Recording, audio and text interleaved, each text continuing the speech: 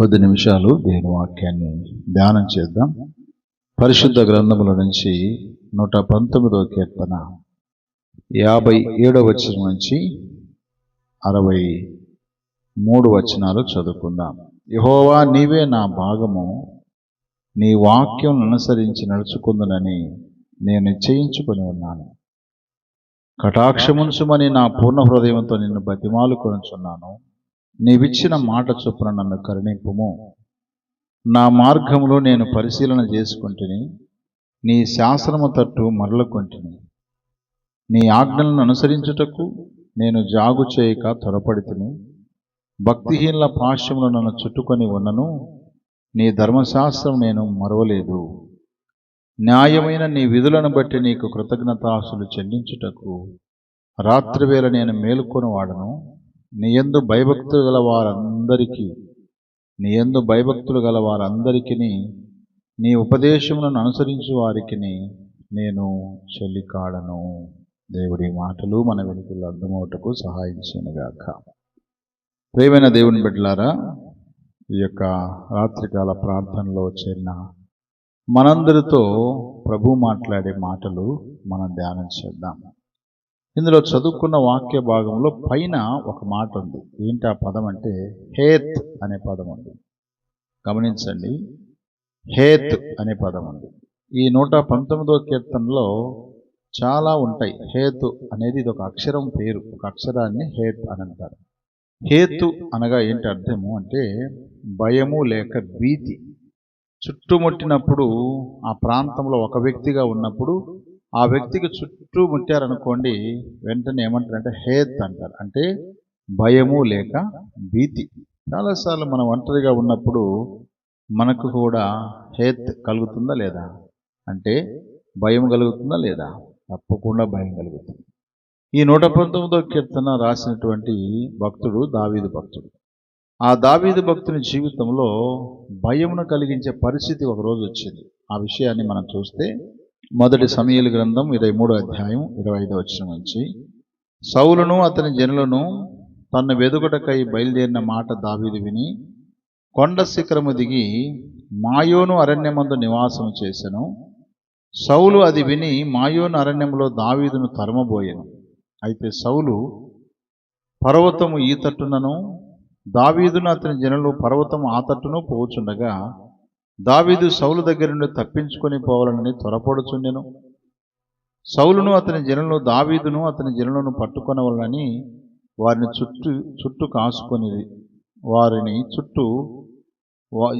పట్టుకొనవలనని వారిని చుట్టుకొని చుండిరి. ఇక్కడ గమనించినట్లయితే సౌలు అనేటువంటి వ్యక్తి దావీదు యొక్క మామగారు. దావీదుని పట్టుకోవడానికి తన జనులతో కలిసి ఎక్కడికి వెళ్ళాడంట? మాయోను అరణ్యములో వెళ్ళాడు. మాయోను అరణ్యమునకు వెళ్ళినప్పుడు అక్కడ దావీదు ఉన్నాడనే సంగతి గుర్తెరిగాడు. దావీదుకు అర్థమైంది, నన్ను పట్టుకోవడానికి సౌలు వచ్చాడు అనే సంగతి ఆయన గుర్తుపట్టి, ఈయనేమో ఈ పర్వతం చుట్టూ ఉన్నాడు, ఆయనేమో ఆ పర్వతం తట్టున ఉన్నాడు. ఈ సంగతిని గమనించినటువంటి దావీదు భక్తుడు ఏమనుకున్నాడు తెలుసా? ఇక నా పని అయిపోయింది, నా చుట్టూ కూడా ప్రజలంతా చేరారు, ఇక నేను సౌలు చేతికి చిక్కిపోయానేమో అని అనుకున్నాడు. ఇట్లుండగా ఒకడు ఏం చేశాడు? 27వ వచనం, ఇట్లుండగా దూత ఒకడు సౌలు వద్దకు వచ్చి, నువ్వు త్వరగా రమ్ము, ఫిలిస్తీన్లు దండెత్తి వచ్చి దేశంలో చొరబడి ఉన్నారని చెప్పగా సౌలు దావీదును తరుముట మాని వెనుకకు తిరిగి ఫిలిస్తీన్లను ఎదుర్కొనబోయాను. కాబట్టి సెలా హమ్మేలేకోత్ అని ఆ స్థలంకు పేరు పెట్టబడిన. తర్వాత దావీదు అక్కడ నుండి పోయి ఎన్గేదికి వచ్చి కొండ స్థలములలో నివాసము చేయుచుండెను. హల్లెలూయా. అనగా ఒకవైపున దావీదును చంపుట కొరకై సౌలు ప్రయాణం చేసుకొచ్చాడు, తన సైన్యంతో వచ్చాడు. ఈ పర్వతం పైన వీరున్నారు, ఆ పర్వతం పైన వారున్నారు. వారు ఉంటుండగా దావీదు ఉన్న సంగతిని సౌలు గుర్తెరిగి ఇక చుట్టూ వారు అలుముకున్న సమయంలో ఒక వ్యక్తి వచ్చి, సౌలా, దావీదును తరుముకోవడం కాదు, మన దేశం మీదకి ఫిలిస్తీన్లు ఏం చేశారు? యుద్ధానికి వచ్చారు. ఈ ఒక్క దావీదును పట్టుకోవడానికి ఉంటావా? ఒకవేళ నువ్వు ఇలాగే ఉన్నట్లయితే ఆ ఫిలిస్తీన్లు ఏం చేస్తారు?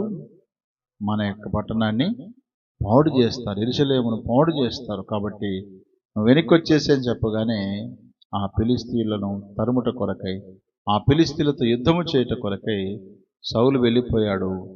దావీదు భయ విముక్తుడు అందాడు. అందుకే ఆ స్థలానికి ఏమని పేరు పెట్టాడు? సెలా హమ్మాలేకోత్. అంటే దాని అర్థం ఏంటంటే భయ విముక్తి శిల అంటారు.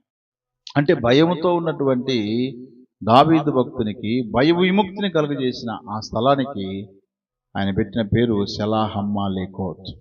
నిజంగా ఆ రోజు ఒకవేళ ఫిలిష్తీయులు ఆ యెరూషలేము మీదకి వచ్చారనే సంగతిని ఒక వ్యక్తి వచ్చి చెప్పకపోయింటే చుట్టూ ఉన్నటువంటి ప్రజలు, చుట్టూ ఉన్నటువంటి ఆ సైన్యం అంతా కలిసి దావీదును తన ప్రజలను ఏం చేసేవారు? చంపేసేటువంటి అవకాశం ఉన్నది. నిజంగా ఇలాంటి పరిస్థితులు మనకు కూడా భయ విముక్తిని కలుగజేసే పరిస్థితులు చాలాసార్లు మనకు ఉంటాయి. భయాన్ని కలుగజేసే పరిస్థితులు చాలా మన జీవితాల్లో వస్తూ ఉంటాయి. అందుకోసమే దావీదు భక్తుడు అక్కడ పేరేం పెట్టాడు? హేత్ అని పేరు పెట్టాడు. హేత్ అంటే తనకు భయము కలిగినటువంటి ఆ సందర్భంలో ఆయన కొన్ని నిర్ణయాలు తీసుకున్నాడు. ఏంటా నిర్ణయాలు చూడండి. 119వ కీర్తన 57వ వచనం. యెహోవా, నీవే నా భాగము, నీ వాక్యమును అనుసరించి నడుచుకుందునని నేను నిశ్చయించుకొని ఉన్నాను అంటున్నాడు. అంటే భయాన్ని కలిగించే ఆ పరిస్థితులలో, భీతిని కలిగించే ఆ పరిస్థితులలో, ప్రజలంతా చుట్టుముట్టి తన నాశనం చేయాలనుకున్న ఆ పరిస్థితులలో ఆయన చెబుతున్న మాట ఏంటంటే, యెహోవా, నీవే నా భాగము, నీవే నా వంతు, నీవే నా స్వాస్థ్యము, నీవే నా బలము, నీవే నా కొండ, నీవే నా కోట, నీవే, నీవు తప్ప నాకు దిక్కెవరు లేరయ్యా అని తన మాటల్లో తను చెప్పగలుగుతున్నాడు. అంత మాత్రం కాదు, ఇంకొక మాట, నీ వాక్యం అనుసరించి నడుచుకుందునని నేను నిశ్చయించుకున్నాను అంటున్నాను. భయాన్ని కలిగించే పరిస్థితుల్లో సహితము దేవుణ్ణి ఒక భాగంగా చేసుకొని, దేవుణ్ణి ఒక స్వాస్థ్యంగా చేసుకొని, దేవుడి నా జీవితానికి ఒక వంతుగా తీసుకొని దేవుని వాక్యాన్ని అనుసరించి నడుచుకోవడానికి ఆయన నిశ్చయించుకున్నాడు కదా. విలాప వాక్యం 3వ అధ్యాయము 22 నుంచి 25 వచనాలు. యెహోవా కృపగలవాడు, ఆయన వాత్సల్యత ఎడతెగక నిలుచున్నది గనక మనము నిర్మూలము కాకున్నవారు. అనుదినము నూతనముగా ఆయనకు వాత్సల్యత పుట్టుచున్నది. నువ్వు ఎంతైనా నమ్మదగిన వాడవు. యెహోవా నా భాగమని నేను అనుకొనుచున్నాను. ఆయనందు నేను నమ్మిక ఉంచుకొనుచున్నాను. తన్ను ఆశ్రయించు వారి ఎడల యెహోవా దయాళుడు, తన్ను వెదకు వారి ఎడల ఆయన దయ చూపువాడు. ఇక్కడ ఇర్మీయా భక్తుడు కూడా చెబుతున్నాడు, అయ్యా నువ్వు కృప కలిగిన దేవుడు అయ్యా, భయపడిన పరిస్థితులలో నీ వాత్సల్యతను చూపించే దేవుడు అయ్యా, నువ్వు ఎంతైనా నమ్మదగిన దేవుడు కనుక నీవే నా భాగమని నేను ఎంచుకొనుచున్నాను. నిజమే, దేవుని భాగంగా మనం ఉంచుకున్నప్పుడు, దేవుని భాగంగా మనం ఎంచుకున్నప్పుడు, ఆయన యందు మనం నమ్మిక ఉంచినప్పుడు, తను ఆశ్రయించినప్పుడు దేవుడు తన దయ చూపిస్తాడు, దేవుడు తన కనికరాన్ని చూపిస్తాడు అనే సంగతిని మరి ఇర్మీయా భక్తుడు మనకు జ్ఞాపకం చేస్తూ ఉన్నాడు. దావీదు భక్తుడు మరొక సందర్భంలో అంటాడు, 16వ కీర్తన 5వ వచనం నుంచి 9వ వచనం మనం చూస్తే, యెహోవా నా స్వాస్థ్య భాగము, నా పానీయ భాగము, నీవే నా భాగమును కాపాడుచున్నావు. మనోహర స్థలములలో నాకు పాలు ప్రాప్తించెను, శ్రేష్టమైన స్వాస్థ్యము నాకు కలిగెను. నాకు ఆలోచనకర్త అయిన యెహోవాను స్తుతించెదను. రాత్రి గడియలలో నా అంతరింద్రియము నాకు బోధించుచున్నది. సదాకాలం యెహోవా యందు నా గురి నిలుపుచున్నాను. ఆయన నా కుడి పార్శ్వమందు ఉన్నాడు గనుక నేను కదల్చబడను. అందువలన నా హృదయము సంతోషించుచున్నది, నా ఆత్మ హర్షించుచున్నది, నా శరీరము కూడా సురక్షితముగా నిలుచున్నదంట. చూడండి, అంటే తన జీవితంలో కూడా దేవుణ్ణి స్వాస్థ్య భాగముగా, పానీయ భాగముగా ఆయన ఏర్పాటు చేసుకున్నాడు. మనోహరమైన స్థలములలో పాలు ప్రాపిస్తుంది నాకు ఆలోచనకర్త అయిన దేవుడు ఆయన. సదాకాలం నేను ఆయన యందు నేనేం చేస్తాను? గురి ఉంచుతానన్నా. నిజమే, మనకు భయము కలిగించే ప్రతి పరిస్థితులలో దేవుణ్ణి స్వాస్థ్యముగా, దేవుణ్ణి ఆధారంగా చేసుకొని మనం ముందుకు వెళ్ళినప్పుడు మన హృదయం సంతోషిస్తుంది తెలుసా, మన హృదయం అలజడి తొలగిపోతుంది తెలుసా, మన శరీరం కూడా సురక్షితంగా ఉంటుంది అనే సంగతిని దావీదు భక్తులు మనకు స్పష్టంగా ఇక్కడ జ్ఞాపకం చేస్తూ ఉన్నారు. కాబట్టి భయాన్ని కలిగించే ప్రతి పరిస్థితులలో దేవుణ్ణి భాగంగా, దేవుణ్ణి స్వాస్థ్యముగా, దేవుణ్ణి ఆధారంగా చేసుకొని ముందుకు వెళ్ళినటువంటి దావీదు భక్తుని జీవితంలో దేవుడు ఏం చేశాడు? సెలాహమ్మేలెకోత్ అనగా భయ విముక్తిని ఆయన కలుగజేశాడు. కాబట్టి మన జీవితాల్లో భయ విముక్తిని కలుగజేసే పరిస్థితులు దేవుడు మనకు కల్పించాలంటే మనం కూడా ఏం చేయాలి? దేవుణ్ణి మనం భాగంగా పెట్టుకోవాలి. మన ఇంటిలో, మన ఒంటిలో ఎక్కడైనా సరే దేవుడు ఒక భాగం మన జీవితంలో. దేవుడే మన జీవితం అనుకోవాలి, దేవుడే మన భాగం అనుకోవాలి, దేవుడే మనకు ఆధారం అనుకొని ఎప్పుడైతే బ్రతుకుతామో భయపడే పరిస్థితుల్లో ప్రభు మనకు తోడుగా నడిపిస్తాడు. అంత మాత్రమే కాదు, అలాంటి సమయాలలో దేవుని వాక్యాన్ని అనుసరించి మనము నడుచుకోవడానికి నిశ్చయించుకోవాలి. అనగా డిసిషన్ తీసుకోవాలి, తీర్మానం తీసుకోవాలి. తీర్మానం తీసుకున్నప్పుడు తప్పకుండా ఆయన మనల్ని ఏం చేస్తాడు? ముందుకి నడిపిస్తాడు. ఇక 119వ కీర్తన 58వ వచనంలో ఏమంటాడు? రెండవదిగా, కటాక్షముంచుమని నా పూర్ణ హృదయంతో నిన్ను బతిమాలుకొనుచున్నాను. చూడండి, ఆ కష్ట పరిస్థితులలో, ఆ భయం కలిగిన పరిస్థితులలో ఆయన దేవుని వాక్యాన్ని అనుసరించి నడుచుకోవడానికి తీర్మానం చేసుకోవడమే కాకుండా మరొక మాట ఏమంటున్నాడు? కటాక్షముంచుమని నా పూర్ణ హృదయంతో నిన్ను బతిమాలుకొనుచున్నాను, నీవిచ్చిన మాట చొప్పున నన్ను కరుణించుమయ్యా. అనగా దేవుని దగ్గర తాను బ్రతిమలాడుతూ ఉన్నాడు. మన జీవితంలో భయాన్ని కలిగించే పరిస్థితులు వచ్చినప్పుడు దేవుని ఏమని బ్రతిమలాడాలి? ప్రభువా, నీ కటాక్షము, నీ దయ నా మీద ఉంచు ప్రభువా అని దేవుని బ్రతిమలాడాలి. ప్రభువా, నీ దయ నాపై చూపించు ప్రభువా, దేవా నీ కటాక్షం నాపైన చూపించు ప్రభువా, నీ కరుణ నాపైన చూపించు ప్రభు అని దేవుణ్ణి బ్రతిమలాడుకునే స్థితిలోకి మనం రావాలి. ఏదో అడిగామంటే అడిగాం కాదు, కానీ దేవుని బ్రతిమలాడాలి. పిల్లలకి ఏదైనా అవసరం ఉంటే ఏం చేస్తారు? మనల్ని బ్రతిమలాడతారు కదా, అడుగుతూనే ఉంటారు కదా. అందుకోసం మనం కూడా ప్రభువా నీ కటాక్షం నా మీద ఉంచు అని. ఎవరికి దేవుడు కటాక్షం చూపిస్తాడు? ఒక మాటలు మనం గమనిస్తే బైబిల్లో ఇలా రాయబడింది. సామెతల గ్రంథము 8వ అధ్యాయం 35వ వచనం, నన్ను కనుగొనువాడు జీవమును కనుగొనును, యెహోవా కటాక్షము వానికి కలుగును అన్నాడు. నన్ను కనుగొను ఎవరు మాట్లాడుతారు ఇక్కడ? జ్ఞానము జ్ఞానము జ్ఞానము మాట్లాడుతుంది. జ్ఞానం అనగా ప్రభువైన యేసుక్రీస్తు వారే. ఆ ప్రభువుని ఎవరైతే కనుగొంటారో వారు జీవాన్ని కనుగొంటారు. ప్రభువును కనుగొన్న వారికి దేవుడు ఏం చేస్తాడంట? కటాక్షం కలిగిస్తాడు వాళ్ళ మీద. ప్రభువును కనుగొనాలి. జ్ఞానమైన ప్రభువుని మనం కనుగొన్నప్పుడు, జ్ఞానమైనటువంటి ప్రభువుని మనం కనుగొని ఆయన కొరకు బ్రతుకుచున్నప్పుడు దేవుడు మన భయం కలిగించే పరిస్థితులలో ఆయన కటాక్షాన్ని మనకు అనుగ్రహిస్తాడు. ఇదే సామెతల గ్రంథము 12వ అధ్యాయం 2వ వచనంలో ఇలా రాయబడింది, సత్పురుషునికి యెహోవా కటాక్షము చూపును, దురాలోచన గలవాడు నేరస్తుడని ఆయన తీర్పు తీర్చును అంటాడు. చూడండి, సత్పురుషునికి, సత్పురుషురాలకి దేవుడు కటాక్షం చూపిస్తాడు. సత్పురుషుడు అంటే మంచివాడికి దేవుడు ఏం చేస్తాడు? కరుణా కటాక్షములను చూపిస్తాడు. నెహెమ్యా గ్రంథము 1వ అధ్యాయము 5వ వచనం, ఎట్లనగా ఆకాశమందున దేవా యెహోవా, భయంకరుడమైన గొప్ప దేవా, నిన్ను ప్రేమించి నీ ఆజ్ఞలను అనుసరించి నడుచు వారిని కటాక్షించి వారితో నిబంధన స్థిరపరచువాడా అని అంటాడు. అంటే నెహెమ్యా భక్తుడు ఏం గమనించాడు? ఎలాగ దేవుడి కటాక్షం వస్తుందంటే, ఎవరైతే దేవుని ఆజ్ఞలను అనుసరించు వారికి, ఎవరైతే దేవుని ఆజ్ఞలను అనుసరిస్తూ నడుచుకుంటారో వారి పట్ల దేవుని కటాక్షము ఉంటుంది అన్నాడు. దేవుని ఆజ్ఞలు తెలుసుకోవడం కాదు, దేవుని ఆజ్ఞల గురించి అవగాహన కలిగి ఉండడం కాదు, కానీ దేవుణ్ణి ప్రేమించి ఆయన ఆజ్ఞలను అనుసరించి ఎవరైతే నడుచుకుంటారో వారి పట్ల దేవుడు కటాక్షము చూపిస్తారు. ఎవరైతే దేవుణ్ణి కనుగొంటారో, ఆయన మార్గంలో ఉంటారో వారి పట్ల దేవుడు కటాక్షమును చూపిస్తారు. కాబట్టి ఈ విషయాలను మనము జ్ఞాపకం పెట్టుకోవాలి. ఆయన కటాక్షమును పొందుకున్న వారు బైబిల్లో ఎవరైనా ఉన్నారా అని అంటే ఉన్నారు. ఎవరు వారు చూడండి ఒకసారి. ద్వితీయోపదేశకాండము 33వ అధ్యాయము 24వ వచనం,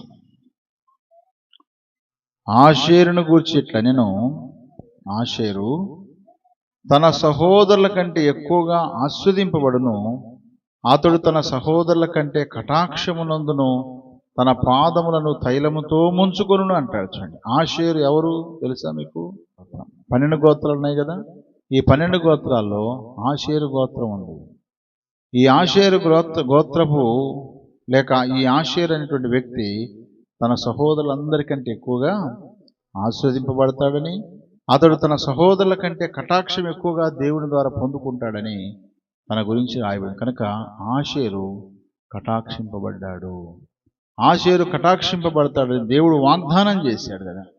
మోషే అనే దైవజనుని ద్వారా దేవుడు ఈ మాటలు రాయించి పెట్టాడు. కాబట్టి ఆషేరు దేవుని కటాక్షం పొందుకున్నాడు. అలాగే రూతు గ్రంథము 2వ అధ్యాయం 10 నుంచి 13 వచ్చిన చదువుదాం. అందుకు ఆమె సాగిలపడి తల వంచుకొని, ఏమి తెలిసి పరదేశినైన నా యందు లక్ష్యముంచున్నట్లు నీకు కటాక్షం కలిగను అని చెప్పగా, బోయాజు, నీ పెనిమిటి మరణమైన తర్వాత నీవు నీ అత్తకు చేసినదంతే నాకు తెలియబడెను. నీవు నీ తల్లిదండ్రులను, నీ జన్మభూమిని విడిచి ఇంతకుముందు నీవు ఎరగని జనమునొద్దకు వచ్చితివి. యెహోవా నువ్వు చేసిన దానికి ప్రతిఫలమిచ్చును. ఇశ్రాయేలు దేవుడిని యెహోవా రెక్కల కింద సురక్షితముగా ఉన్నట్లు నీవు వచ్చితివి. ఆయన నీకు సంపూర్ణమైన బహుమానం ఇచ్చునని ఆమెకు ఉత్తరం ఇచ్చాను.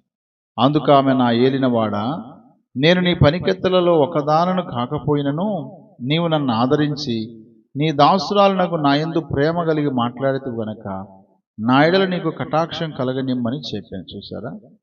అంటే ఇక్కడ రూతమ్మ జీవితంలో బోయాజు యొక్క కటాక్షం వచ్చింది. కారణం ఏంటంటే, తన భర్త చనిపోయినప్పటికీ సరేగాక తన ఇష్టానుసారమైన జీవితం జీవించక తన అత్త చెప్పినట్టుగా తన అత్తను వెంబడిస్తూ కదా. తోడికోడలు ఇద్దరున్నారు, ఒకరు ఓర్ప, ఒకరు రూతు. కానీ ఓర్ప ఏం చేసింది? ముద్దు పెట్టుకొని తిరిగి వెళ్ళిపోయింది. కానీ నువ్వైతే నీ అత్త అయినటువంటి నయోమిని మీరు హత్తుకొని ఇక్కడికి వచ్చావు. నీ ప్రవర్తన చూస్తే చాలా మంచిగా అనిపిస్తుంది. నీకు దేవుడు తగిన బహుమానాన్ని ఇస్తాడు అని అనగానే ఆమె అంటుంది, ఇంతగా నన్ను నా పట్ల ప్రేమ కలిగి ఉన్నావయ్యా, ఇంతగా నన్ను ఆదరిస్తున్నావయ్యా, ఇంతగా నాతో ప్రేమతో మాట్లాడుతున్నావు కదయ్యా, అయితే నీ కటాక్షం నా మీద కలగనిమ్మనగానే వెంటనే ఆయన ఏం చేశాడు? 14 వచ్చిన బోయాజు, భోజన కాలమున నీవు ఇక్కడికి వచ్చి భోజనము చేసి చెరకలో నీ ముక్క ముంచి తినమని ఆమెతో చెప్పగా, చేను కోయివారి యొద్ద ఆమె కూర్చుండెను. అతడు ఆమెకు పేలాలు అందియగా ఆమె తిని తృప్తి పొంది కొన్ని మిగిల్చెను. ఆమె వేరుకొనుటకు లేచినప్పుడు బోయాజు ఆమె పనల మధ్యను ఏరుకొనవచ్చును, ఆమెను అవమానపరచకుడి, మరియు ఆమె కొరకు పిడికిళ్ళ పడవేసి ఆమె ఏరుకొన్నట్లు విడిచిపెట్టుడి, ఆమెను గద్దింపవద్దని తన దాసులకు ఆజ్ఞాపించెను. కాబట్టి ఆమె అస్తమయం వరకు ఆ చేనులో ఏరుకొనుచు తాను ఏరుకొన్న దానిని దుల్లగొట్టగా అవి దాదాపు తూమెడు యవలలు ఆయను. చూసారా?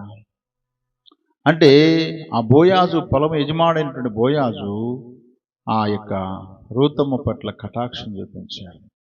ఆ పరిగె వేరుకోవడానికి సహాయం చేశాడు.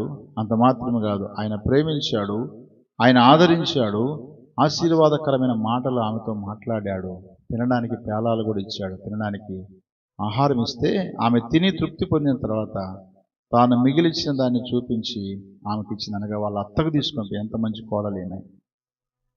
బోయాజు కటాక్షం పొందుకున్న ఈమె తన అత్త కోసం కూడా కొంత ఆహారాన్ని తీసుకోపోగలిగింది.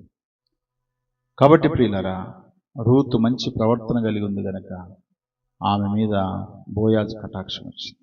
మన జీవితంలో మంచి ప్రవర్తన మనం కలిగి ఉంటే, మంచి ప్రవర్తన కలిగి ఉంటే దేవుని కటాక్షం మన మీద ఉంటుంది అనే సంగతిని మనం జ్ఞాపకం చేసుకోవాలి.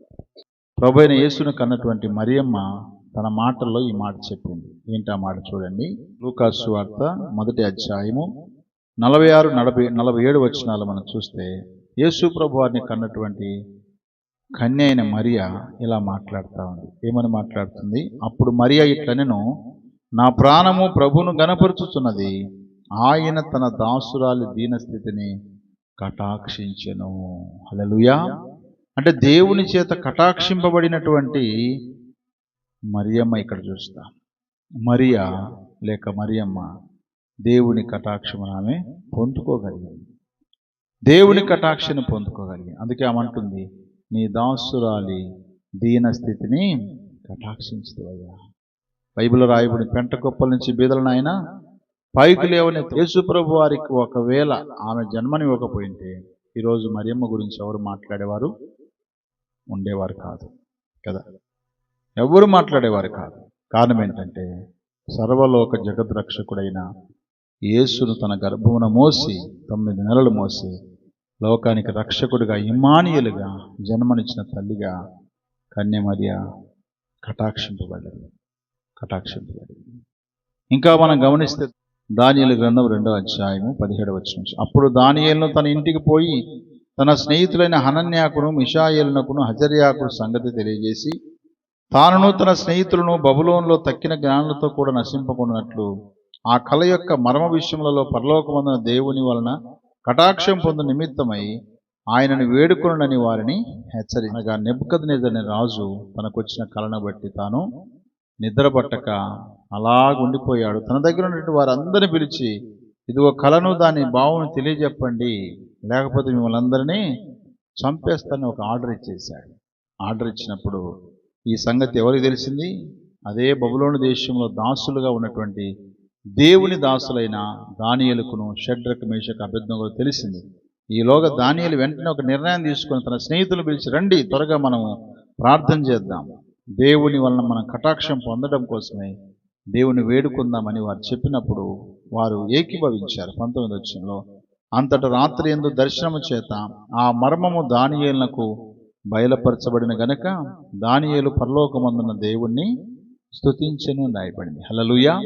అంటే దేవుని కటాక్షము పొందుకున్న దానియేలు ఎందుకొరకనంటే దేవునికి కష్ట పరిస్థితుల్లో, అర్థం కాని పరిస్థితుల్లో కూడా తను ఏం చేశాడు? దేవునికి ప్రార్థన చేశాడు. కాబట్టి ఆషేరుకు దేవుని యొక్క కటాక్షము ఆయన పొందుకోగలిగాడు, లేక ఆషేరు యొక్క జీవితంలో దేవుని కటాక్షాన్ని పొందుకున్నాడు. రెండవదిగా రూతమ్మ విషయంలో బోయాజు యొక్క కటాక్షం పొందుకోగలిగింది. తర్వాత కన్యైన మరియా ప్రభు యొక్క కటాక్షం పొందుకోగలిగింది. అలాగే దానియేలు దేవుని యొక్క కటాక్షమును పొందుకున్నాడు. కాబట్టి మన జీవితంలో దేవుని కటాక్షము కావాలి అని మనం కోరుకుంటున్నాం. అయితే మనము మంచివారిగా ఉంటున్నామా? సత్పురుషులుగా ఉంటున్నామా? ప్రార్థించేవారిగా ఉంటున్నామా? మన ప్రవర్తనలో సరైన ప్రవర్తన మనం కలిగి ఉంటున్నామా? తన దీన దాసులుగా మనం బ్రతుకుతున్నామా లేదా మనమే పరీక్షించుకోవాలి. ఇంకా దావీదు భక్తుడు ఇంకా ఏమంటున్నాడు? 119వ కీర్తనలోకి రండి. ఇంకా ఏమంటున్నాడు అని అంటే 63వ వచనంలో, నీ యందు భయభక్తులు గల వారందరికీ నీ ఉపదేశములను అనుసరించు వారికి నేను చెలికాడను అంటున్నాడు. చూడండి, చెలికాడను అంటే దాని జీవితంలో దేవుని యందు భయభక్తులు కలిగినటువంటి, దేవుని ఉపదేశాన్ని అనుసరించే వారిని చెలికాడిగా లేక స్నేహితుడిగా కలిగి ఉన్నాడంట ఆయన. భయంకరమైన పరిస్థితుల్లో కూడా ఎవరిని వెతుక్కుంటున్నాడు ఆయన? తనకు అనుకూలమైన వారిని కాదు, లేక తనని ఇబ్బంది పెట్టేవారిని కాదు, కానీ దేవుని యందు భయభక్తి గల వారికి, అలాగన ఉపదేశమును అనుసరించే వారికి చెలికాడుగా ఉండడానికి ఇష్టపడుతున్నాడు. అనగా స్నేహితుడిగా ఉండడానికి తాను ఇష్టపడుతున్నాడు. మనం చాలాసార్లు పరిస్థితులు బాగలేకపోతే మంచి స్నేహాన్ని విడిచిపెట్టి మనకు అనుకూలమైన స్నేహానికి వెళ్ళడానికి ప్రయత్నం చేస్తామేమో, కానీ దావీదు భక్తుడు అలాంటి ప్రయత్నాలు ఏం చేయలేదు. అంత కష్టకాలంలో కూడా, అంత భయం కలిగించే పరిస్థితుల్లో కూడా భయభక్తు గల వారి కోసమే, స్నేహం కోసమే, దేవుని ఉపదేశాన్ని అనుసరించే వారి స్నేహం కోసమే తహతహలాడుతున్నాడు తాను. మన కష్ట పరిస్థితులలో భయభక్తులు కలిగి దేవుని ఉపదేశాన్ని అనుసరించే వారి కొరకు తహతహలాడుతున్నామా? అలాంటి వారిని విడిచిపెట్టి దూరంగా ఉండడానికి ఇష్టపడుతున్నామా? పరీక్షించుకోవాలి. 61వ వచనంలో అంటాడు, భక్తిహీనుల పాశం నన్ను చుట్టుకొని ఉన్నను, నీ ధర్మశాస్త్రం నేను మరవలేదు అంటున్నాడు. చూడండి, అంటే దేవుని మర్చిపోలేదు, దేవుని వాక్యాన్ని మర్చిపోవట్లేదు. తన చుట్టూ భక్తులు ఎవరు లేరు తెలుసా? తన చుట్టూ ఎవరున్నారంట? భక్తిహీనుల పాశములు, అంటే భక్తిహీనుల యొక్క దొంగ ఉపాయాలు, ఆయన ఎలాగైనా నష్టపరచాలనేటువంటి పరిస్థితులు చుట్టుపక్కల భక్తిహీనులు ఎన్నో ప్రయత్నాలు చేస్తుంటే తాను మాత్రము దేవుని ధర్మశాస్త్రమును మరవటం లేదంట, మర్చిపోవట్లేదంట. అందుకే 1వ కీర్తన రాయబడింది, యెహోవా ధర్మశాస్త్రం ఆనందించుచు దివారాత్రం దాన్ని ధ్యానించేవాడు ధన్యుడు. చాలాసార్లు మన చుట్టూ పరిస్థితులు బాగాలేకపోతే మనం ఏం చేస్తామంటే వాక్యం చదవడం మర్చిపోతాం. మనకు సంతోషం ఎక్కువైనా వాక్యం మర్చిపోతాం, మనకు బాధలు ఎక్కువైపోయినా వాక్యం చదవడం మర్చిపోతాం. అవునా కదా? సంతోషం ఎక్కువైనప్పుడు వాక్యం మర్చిపోవడం, బాగా బాధలు ఎక్కువైనప్పుడు వాక్యం చదవకుండా వదిలిపెట్టడం జరిగినా లేదా? సాధారణంగా నాకు కూడా జరిగింది కొన్నిసార్లు. కొన్నిసార్లు చదువుదాములే అనుకొని కూడా కొన్నిసార్లు ఆలస్యం అయిపోయింది. కుటుంబ ప్రార్థన చదువుకునే వాక్యం చదువుకున్నాము, వ్యక్తిగతంగా నేను చదివే వాక్యం చదువుకోలేదు. చదువు మొత్తానికి ఎంత టైం తెలుసా? సాయంత్రం అయిపోయింది. ఈలోగా షార్ట్ వీడియో ఒకటి వస్తుంది. ఎక్కడో ఒక స్తంభం కింద లైట్ ఉంటే లైట్గా వెలిగి ఆ లైట్ కింద ఒక ముసలావిడ వాక్యం చదువుతా ఉంది. ఆ షార్ట్ వీడియో నాకు కనపడేసరికి నాకు సిగ్గు అనిపించింది. ఇన్ని లైట్లు పెట్టుకొని, ఇంత ఫ్యాన్ పెట్టుకొని, ఇంత వసతులు కలిగి ఉండి ఉదయం నుంచి ఇప్పటి వరకు నేను వాక్యం చదవలేదే అని వెంటనే పశ్చాత్తాపడి బైబిల్ తీసుకొని 2 అధ్యాయాలు చదివేసుకున్నాను. అంటే నిజంగా చాలాసార్లు మనకు బాధలు ఎక్కువైపోయినా, సంతోషం ఎక్కువైపోయినా ఏం చేస్తుంటాం? వాక్యాన్ని చదవడము మానేస్తుంటాం, మర్చిపోతుంటాం. అలాంటి పని చేయకూడదు. దావీదు భక్తుడు ఎంత కష్టం వచ్చినా సరే, భక్తిని తన చుట్టుకొని ఉన్నా సరే గాక దేవుని ధర్మశాస్త్రాన్ని మాత్రం తాను మర్చిపోలేదు. ఒకవేళ దేవుని ధర్మశాస్త్రాన్ని మర్చిపోతే ఒక్క మాట చెప్పండి, దేవుణ్ణి మర్చిపోయినంత పని. చాలామందికి సెల్ ఫోన్ గుర్తుంటుంది కానీ బైబిల్ ఎక్కడ పెట్టారో గుర్తుండదు. సెల్ ఫోన్కి ఇచ్చిన ప్రాధాన్యత బైబిల్కు ఇవ్వలేకపోతున్నారు, దేవుని వాక్యానికి ఇవ్వలేకపోతున్నారు. ప్రియులారా గమనించండి, మనము ధర్మశాస్త్రం మర్చిపోకూడదు. అనగా దేవుడు మనకిచ్చిన వాక్యాన్ని మనము మర్చిపోకూడదు. 60వ వచనంలో అంటాడు, నీ ఆజ్ఞలను అనుసరించుటకు నేను జాగు చేయక త్వరపడితిని అంటాడు. 59లో అంటాడు, నా మార్గమును నేను పరిశీలన చేసుకుంటుని నీ శాసనం తట్టు మరలుకుంటుని. ఏదైనా నా మార్గాల్లో పరిశీలన చేసుకుంటే నాదే తప్పుందయ్యా, నాదే కరెక్ట్ కాదు, నాది ఎంత రాంగ్ రూట్లో ఉన్నా నేను. కాబట్టి నీ శాసనం తట్టు నేను మరలుకుంటాను ప్రభు, నీ వైపు తిరుగుతాను ప్రభు అని నిర్ణయం తీసుకొని దేవుని మర్చిపోక దేవునికి కృతజ్ఞతాస్తుతులు చెల్లిస్తూ ఉన్నాడు. 62వ వచనంలో, న్యాయమైన నీ విధులను బట్టి నీకు కృతజ్ఞతాస్తుతులు చెల్లించుటకు అర్ధరాత్రి వేళ నేను మేలుకొందును అంట. చూసారా, మేలుకుంటున్నాడు తాను. ఎందుకోసం మేలుకుంటున్నాడు? కొంతమంది మేలుకుంటారు. దేనికోసం మేలుకుంటారు? దొంగతనం చేయడానికి అర్ధరాత్రి వేళ మేలుకోతూ ఉంటారు. వ్యభిచారం చేయడానికి, దొంగతనంగా దొంగ ఫోన్లలో మాట్లాడడానికి కదా, రహస్యాలు చేయడానికి, రహస్యమైన ఫోన్లు మాట్లాడడానికి, రహస్యమైన పనులు చేయడానికి అర్ధరాత్రి వేళ మేలుకుంటారు. కొంతమంది దొంగతనం చేయడానికి మేలుకుంటారు కదా. కానీ దావీదు భక్తుడు ఏమన్నాడు తెలుసా?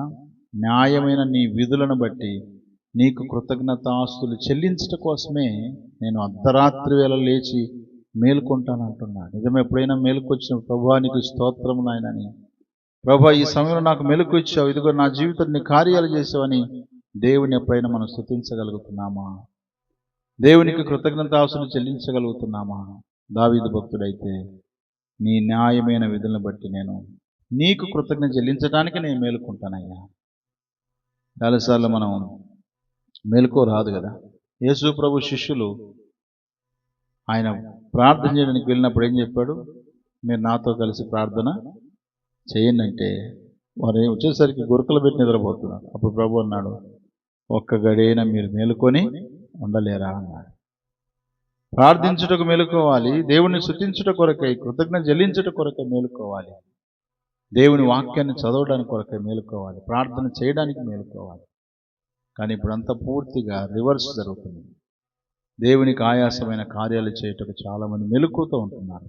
ఈ రాత్రి వేళ మనమైతే దేవుని కృతజ్ఞత చెల్లించుట కొరకై, దేవునికి ప్రార్థన చేయట కొరకై, దేవుని దగ్గర మొర్ర పెట్టుకున్నట్టు కొరకై ఈ హోల్ నైట్ ప్రేయర్లోకి మనం వచ్చున్నాం. అందుకే మనం కూడా ఏం చేయాలా?